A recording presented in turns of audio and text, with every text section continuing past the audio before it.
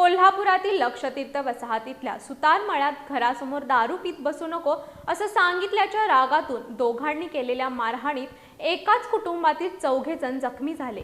या प्रकरणी रमा कात्रट आणि अंकुश कात्रट या दोघांविरोधात लक्ष्मीपुरी पोलीस ठाण्यात फिर्याद दाखल करण्यात आली आहे। कोल्हापुरातील लक्षतीर्थ वसाहत इथल्या सुतारमळ्यामध्ये भक्ती राहुल यादव या त्यांच्या कुटुंबियांसह राहतात। याच परिसरात राहणाऱ्या रामा कात्रट आणि अंकुश कात्रट हे दोघे जण भक्ती यादव यांच्या घराजवळ टेम्पो लावून त्यात दारू पीत बसले होते। यावेळी भक्ती यादव यांनी त्या दोघांना आमच्या घरासमोर दारू पीत बसू नका असं सांगितलं।